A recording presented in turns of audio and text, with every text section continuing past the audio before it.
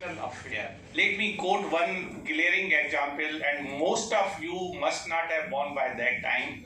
In mid 60, our agriculture was such a bad position that we used to live from ship to mouth, and suddenly the Lyndon B. Johnson, who was the US president at that time in 1965, he stopped the shipment, and then everybody was crying, and then everybody thought many of us may die. Now, and why they use this instrument of food for international affair? At that time, US had a war with Vietnam. India at that time didn't support US for some political reason. Let us not go into the merits of India's position. But as a sovereign country, we have right to decide. We have a freedom of choice what we decide. And at that time, Mrs. Indira Gandhi, she took a decision that we can't support US for political reason. As a retaliation, they thought we can arm twist Prime Minister and India by stopping, and they may fall in our line of thinking. But she did not budge.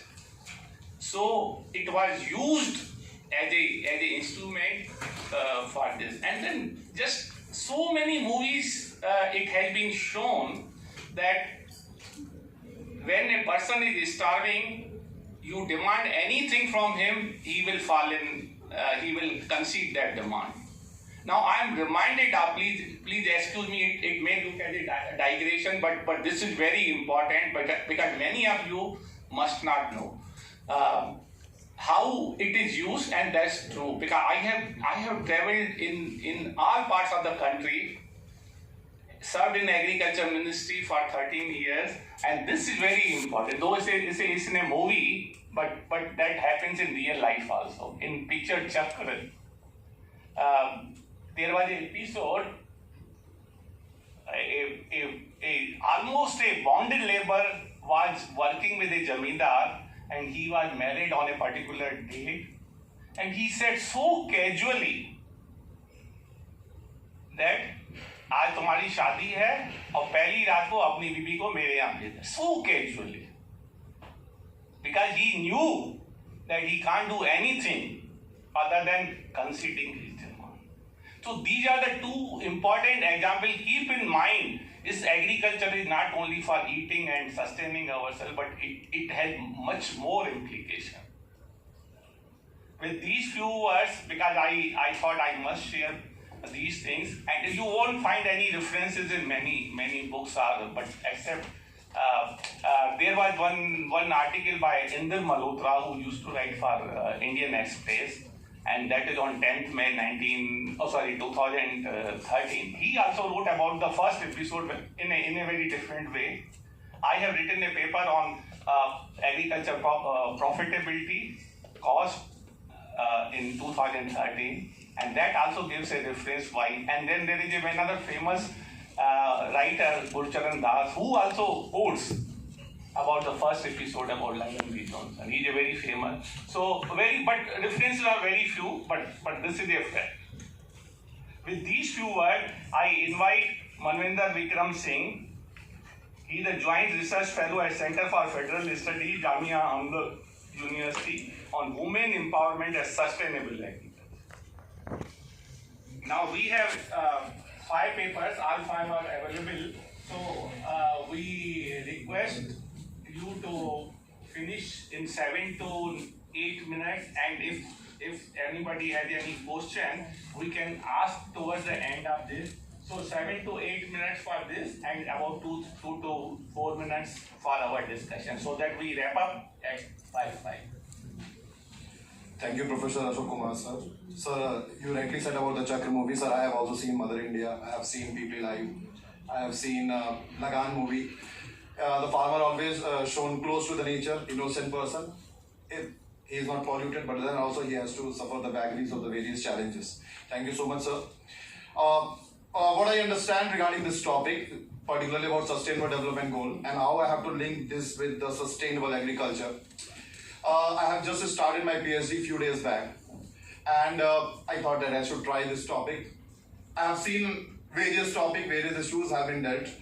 in fact very comprehensively by the sir also.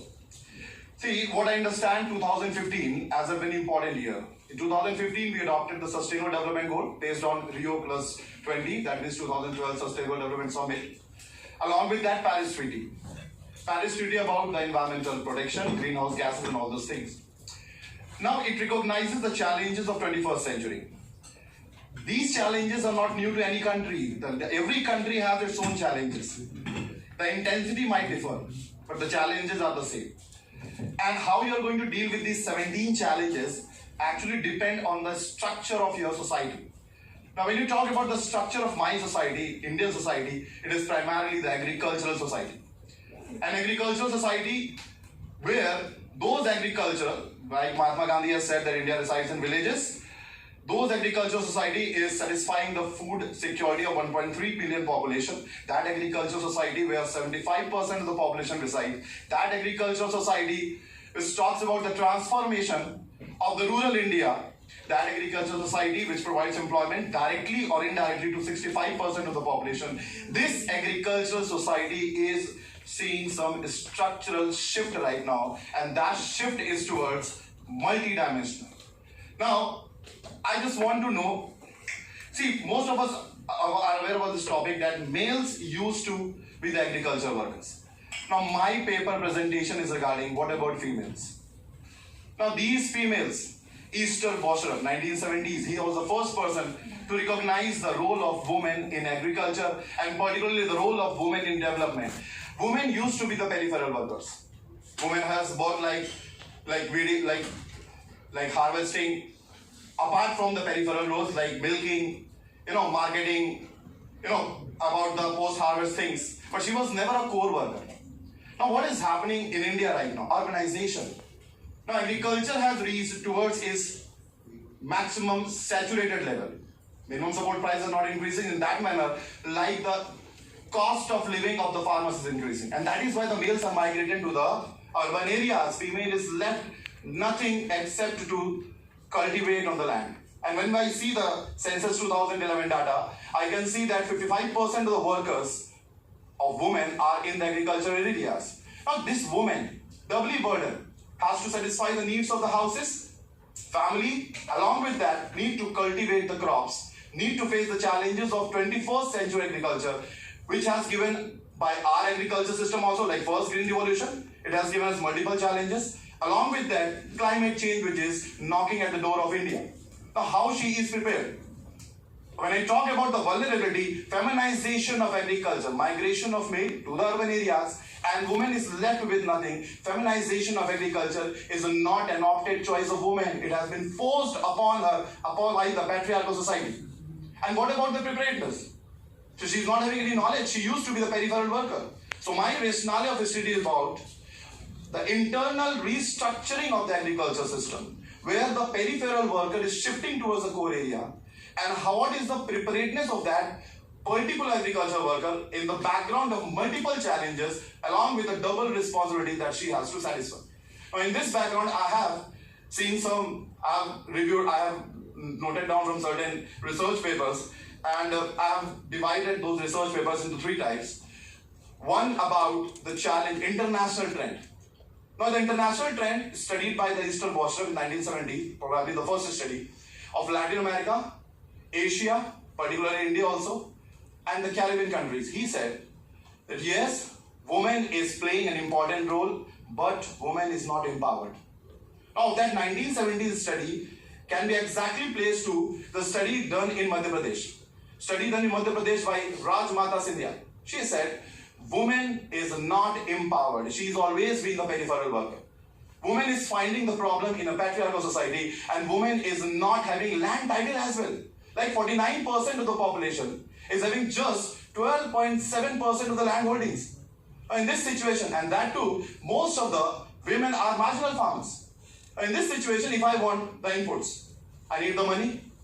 Economic survey says the same, that 40.2% of the farmers has to go to the money lenders. In spite of having so many priority sector lending targets, small banks that have been promoted by the Nachiket More Committee recently, a lot of local banks, land development banks, that means women is not at all empowered. In this situation, when I see the effect of climate change, on the Indo-Gangetic Plain, because I belong to an Eastern India, I want to see the trend. So I have seen a trend of Nityanand Singh done in 2015. He has done the study, and according to his study, the monsoon is shifting towards west.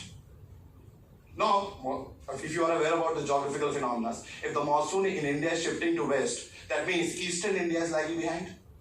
And Eastern India is basically the plain area, the area where the agriculture is the major system, and that is also the area of the Bimaru states. Now that Bimaru states is already the backward states, and there the agriculture shift is there. Economic survey says this thing, that by the end of the 21st century, the temperature of India will increase by about 4 degrees Celsius. In this background, what is the preparedness of this female worker who is working in the agricultural field? So in this background, I want to give a call, I want to give a kind of encouragement, I will also work in that we need to have a dedicated, a very systematic study that is having the empirical understanding of the various regions of India, that is going to empower the woman in the way she wanted to be, that is going to make the feminization of agriculture not a forced phenomena, rather a phenomena that has been voluntarily taken. Why? Because if you see the character of woman, she has always been an integrated role. And my country is looking towards integration. Niti Aayog is about integration of center and state, that is called cooperative federalism. Sustainable development goal, 1, poverty. 2nd, hunger. 3rd, you talk about health. 4th, education. 5th, gender equality. 8th, decent growth. Talk about 9, inequality, reducing inequalities among people and among the countries. Then talk about 13, climate change. These all depends on agriculture along with women. So who is going to bring the who is going to bring the transformative role in the agricultural sector? This is the transformatory role that can be played by the woman, and that is why I want to give a call that yes, I need women empowerment for the transformation of not only agriculture in our country, but also the transformation of India. Transformation of India, where 75% of the population resides. I may not, in my study may not be having much research here, but my understanding is very clear. There is a need of women empowerment if I want the empowerment of my country. Thank you so much. May I now invite Kamna Sagar. She will talk about the economic inclusion, landless and agriculture workers in Punjab with reference to the list.